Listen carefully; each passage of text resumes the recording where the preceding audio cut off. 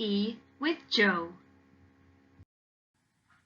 Hello, and welcome to the fourth instalment of F-E with Joe. This month's video is slightly different because instead of being aimed at children and teenagers, it's made for parents, carers and professionals. The video is part of the Better Together mental health series, organised by Jessica Kingsley Publishers, Sheldon Press and John Murray Learning. In the first 24 hours of my talk being posted on the Facebook page of Jessica Kingsley Publishers, it received over 1,000 views. I think this indicates just how stressed so many people are feeling in 2020. It's little wonder, given all that the year has brought so far, and still the uncertainty and worry it brings. Therefore, I hope by sharing this talk on my FE with Joe page, it will allow for a shared insight into behaviour as communication in times of stress. As I say to children and teenagers who watch my videos, I encourage you to catch in, preferably with a cuppa, and hopefully enjoy. Hello and welcome. My name is Joanna Foster and I am a criminologist, frontline practitioner and author of the book Children and Teenagers Who Set Fires, Why They Do It and How to Help. In my 17 years of working with children and teenagers who set fires, whether that's working directly with families or training and supervising staff who also work with children where there are real concerns about their behaviour, a massive part of my role is to understand what is being communicated when a fire is set. And so I've been asked to explore with you today the general principle of behaviour as communication by children and teenagers, particularly in times of stress. All that in 30 minutes. We could sit here for 30 days and still have questions to ask and areas that remain unanswered. And so in 30 minutes, I will do my absolute best to talk through with you general principles about this work and how we respond. And so the first most fundamental principle to remember is, of course, that all behaviour is communication, regardless of age, regardless of our emotional state. So let's imagine we were in the classroom together having this discussion, or even better, in a cafe or pub, much more relaxed than behind a screen. If when talking to you, you didn't make or maintain eye contact, that's behaviour you are communicating to me.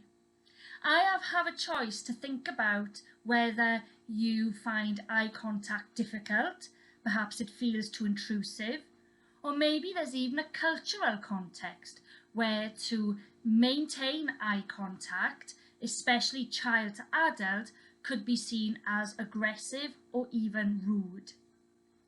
Perhaps you'd be doodling in the classroom, and again I have a choice as to how I interpret that behaviour. Do I see you as distracted and not very interested? Or do I think actually the very act of doodling takes away other distractions and so allows you to concentrate better? You're less distracted. And then, God forbid, you yawn. Maybe you're yawning right now. We're not even 5 minutes in yet. It's going to be a long 30 minutes. Again, how do I interpret that communicated behaviour?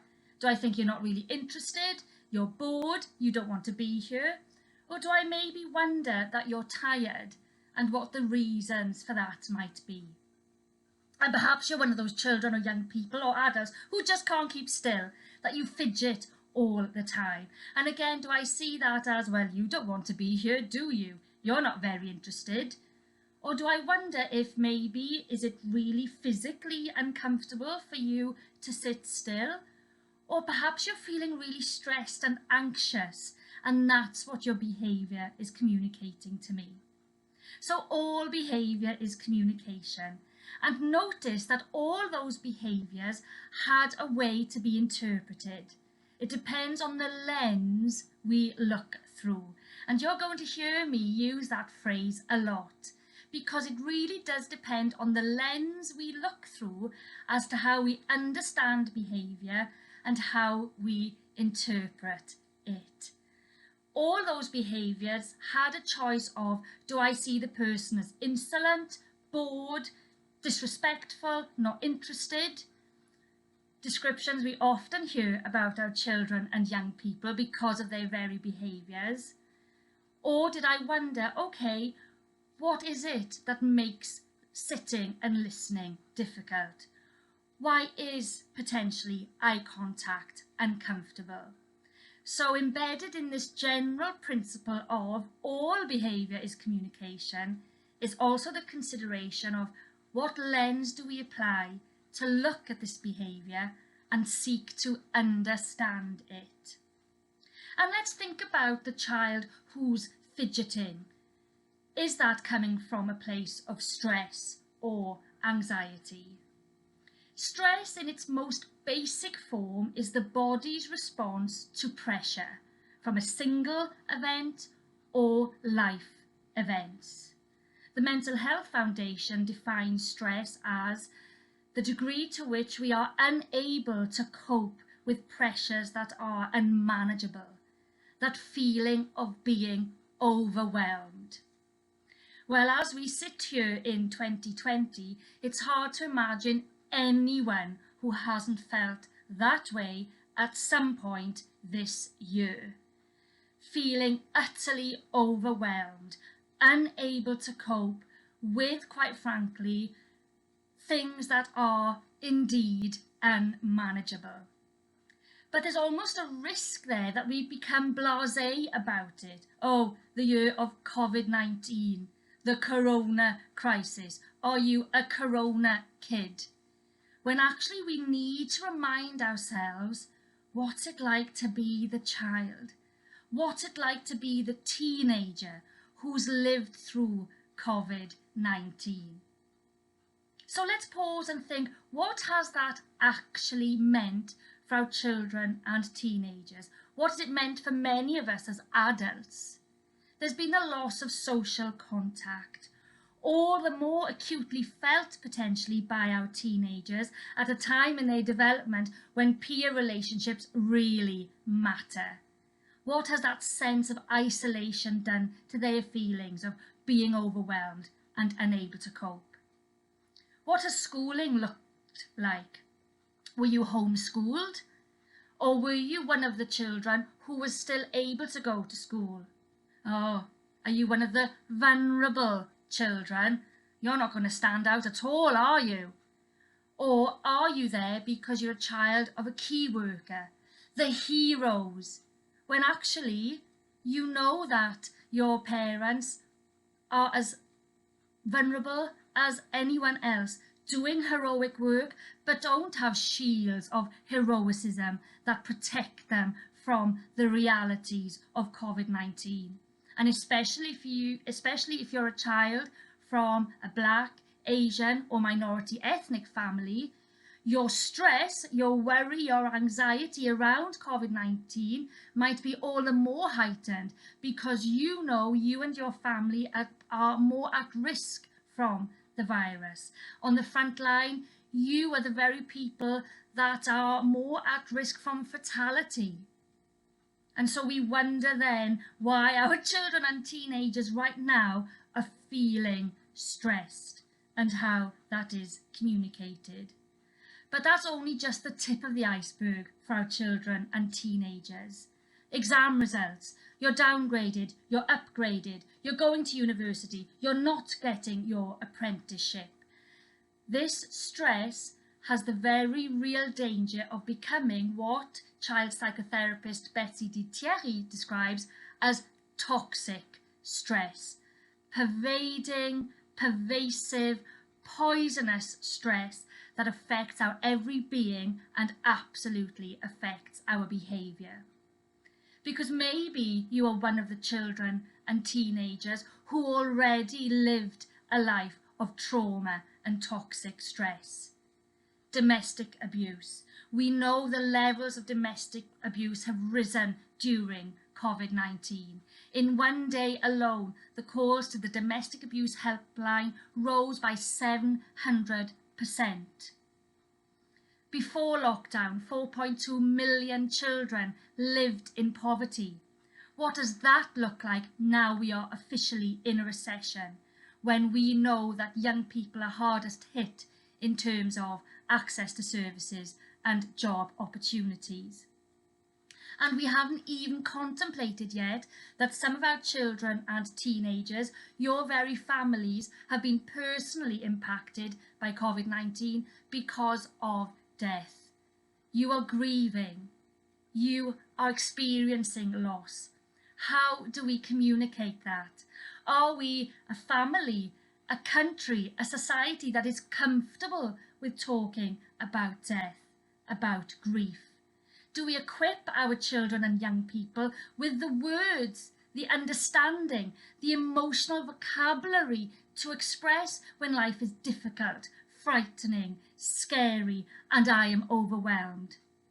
I would suggest that when we live in a society where we still hear phrases like man up, that's so gay, don't cry, that we have a very long way to go in how we enable our children and teenagers to talk about feelings. They're encouraged to think about what they look like.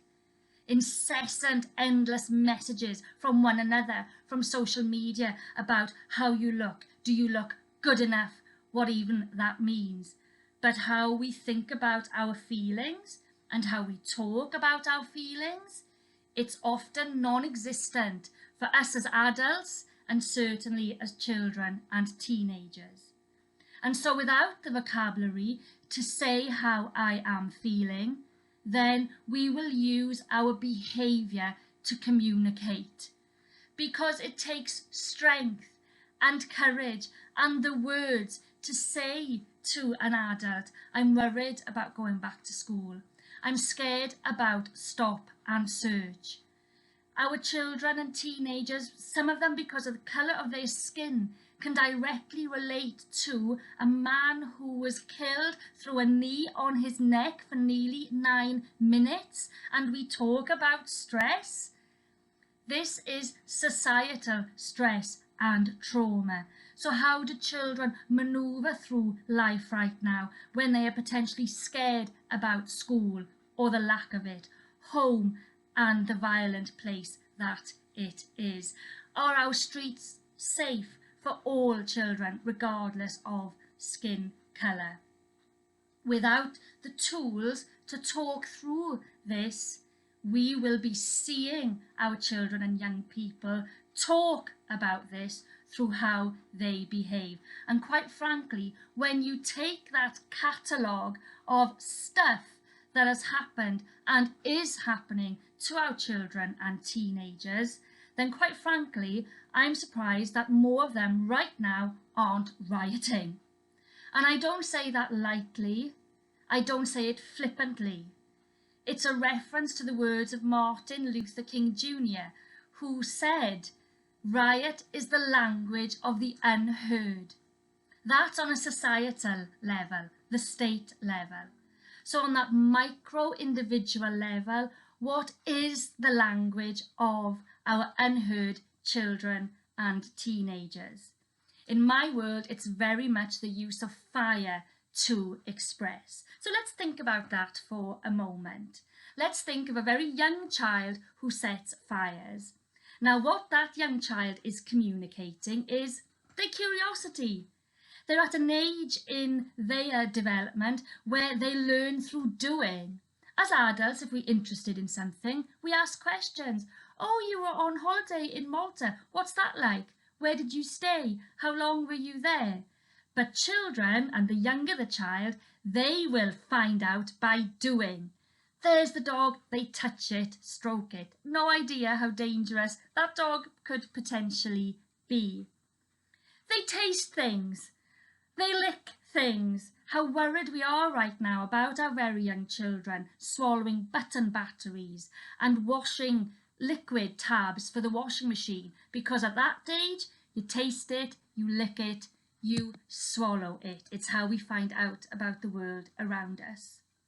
And you might wonder, why am I using the example of a child's curiosity being expressed through the playing of fire?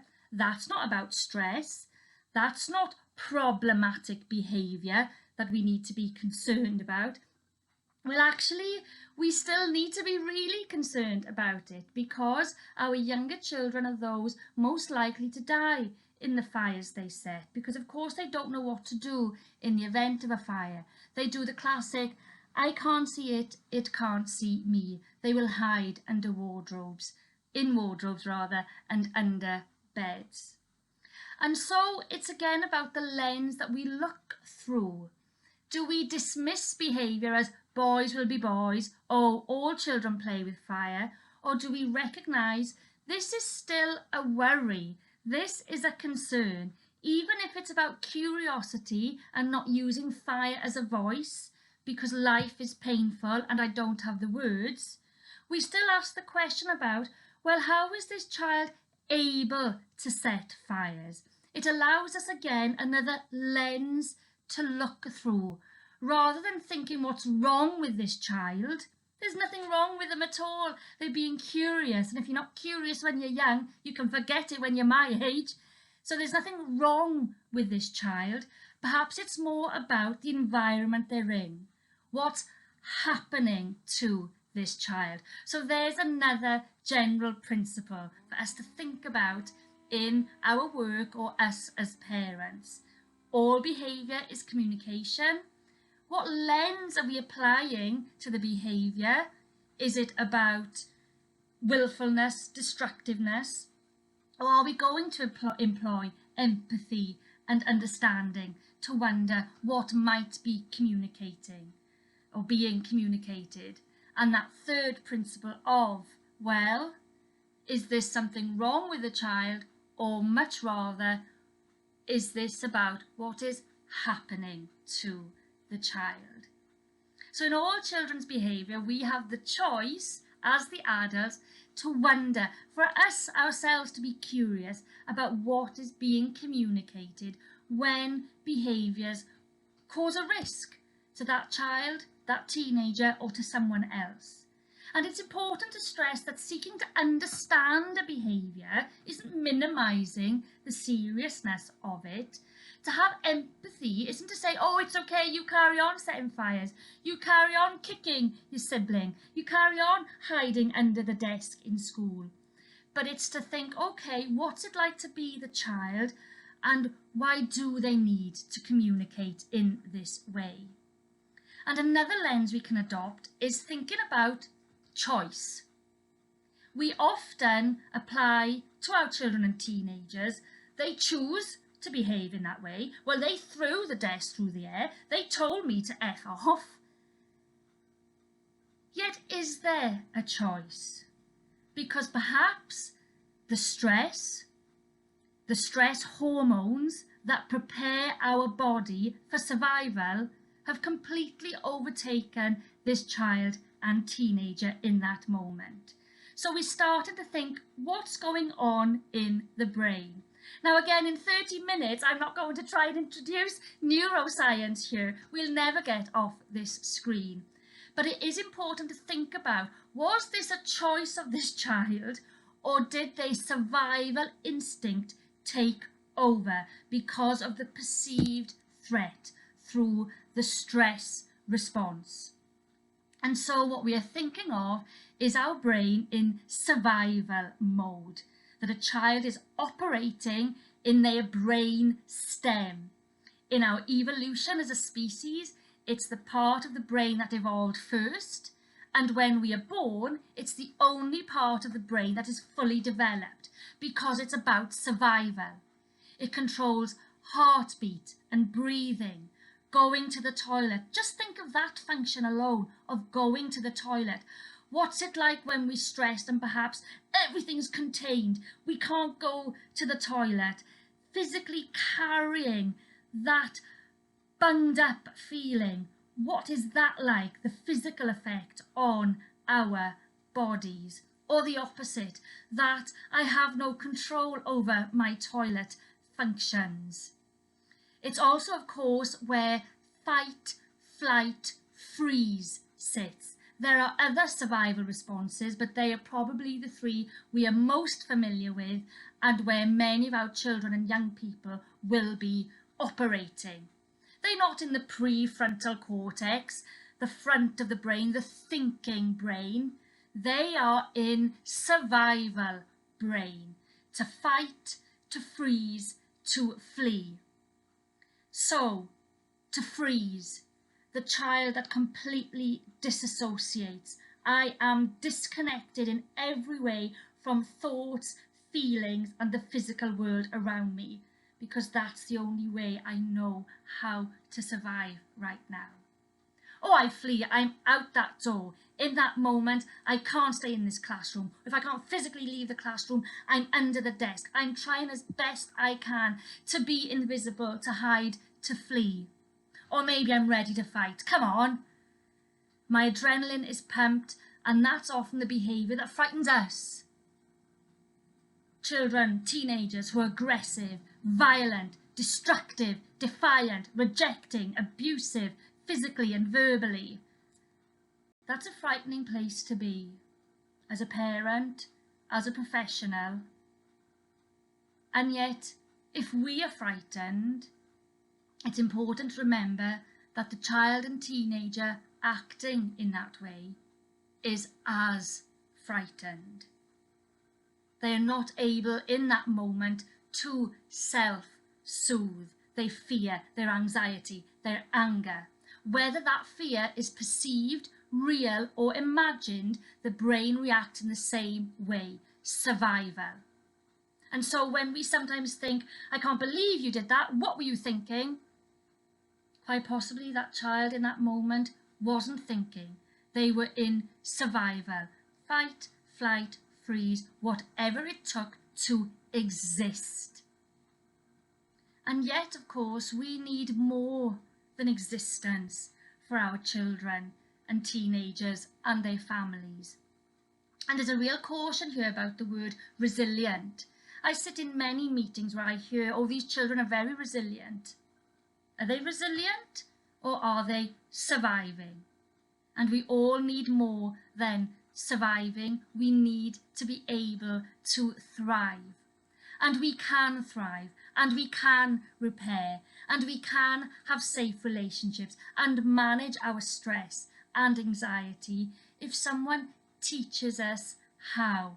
If we can be that person who can sit with the anger, who can sit with the outrage. And this is why the horror of exclusion booths in our schools.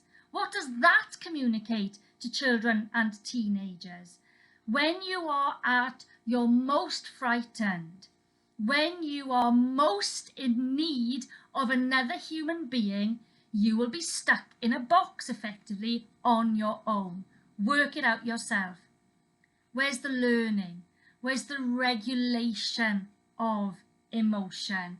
Where is the empathy that sees this behaviour not as attention seeking, my most loathed expression in the world of children and teenagers, but as I say in my book, it is attachment seeking. Again, that change of our lens, that we see these behaviours as communicating the need for safe relationships, togetherness, connectedness. Are we able to be the parent, the professional that sits alongside a child in their most frightening of behaviours to teach them that they are okay, we are okay, and the world can indeed be okay when there's lots to be frightened of in the world right now. And so how do we begin to teach our children that they are okay, we are okay, and the world is okay, that they can regulate their stress, their anxiety, their fear?